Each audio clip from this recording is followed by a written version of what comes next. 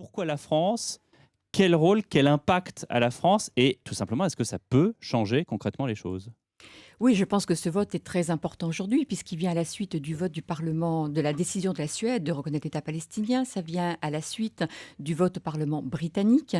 Ça vient également à la suite de la déclaration de la nouvelle haute représentante de l'Union européenne, l'ancienne ministre des Affaires étrangères italienne, qui a décrété qu'elle souhaiterait voir un État palestinien avant la fin de son mandat.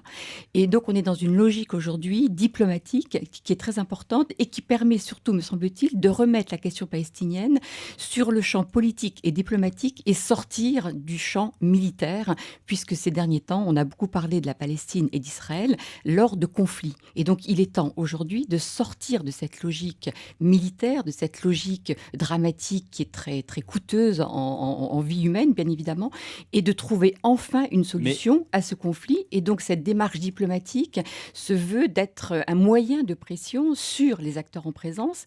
Et la France, dans ce cadre-là, a un rôle important puisque la France peut entraîner d'autres pays dans son sillage, puisque la France a toujours eu un rôle très important sur cette question mais israélo-palestinienne. est-ce qu'un vote symbolique non contraignant peut amener à une décision politique?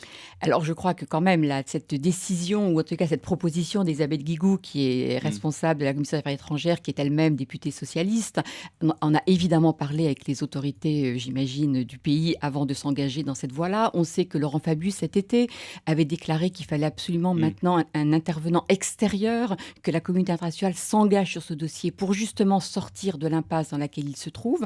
Donc c'est un vote symbolique aujourd'hui, mais qui, normalement, devrait avoir des conséquences au-delà de ce vote à l'Assemblée nationale. Déjà d'un point de vue politique en France, où on peut imaginer quand même que la diplomatie française va pouvoir aller plus loin. On a toujours compté sur elle pour aller plus loin. Et avec cet effet d'entraînement qui me paraît quand même important, possible au niveau européen, puisqu'on se rend compte d'une chose aujourd'hui, c'est que les Américains qui ont toujours été le parrain de la négociation, qui ont toujours été le médiateur dans cette négociation israélo-palestinienne, aujourd'hui les Américains se sont beaucoup moins engagés puisque le secrétaire d'État John Kerry n'a pas réussi à aboutir dans la négociation. Et donc il serait temps qu'il y ait un autre acteur qui prenne le relais, d'autant plus que l'Europe a toujours joué là aussi un rôle important. On a tous oublié la fameuse déclaration de Venise de Mmh. 1980, qui était à l'époque une déclaration qui était tout à fait importante, puisqu'elle reconnaissait déjà l'autodétermination du peuple palestinien.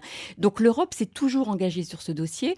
Maintenant, une Europe à 8, à 9 ou à 28, c'est beaucoup plus compliqué, bien évidemment. Mais l'Europe, en plus, qui contribue au budget de l'autorité palestinienne, a toute légitimité à pouvoir jouer un rôle pas simplement économique, mais que cet engagement économique se traduise aussi sur le terrain diplomatique et politique. Donc c'est en ça, il me semble, que ce vote, même s'il est symbolique aujourd'hui, est très important.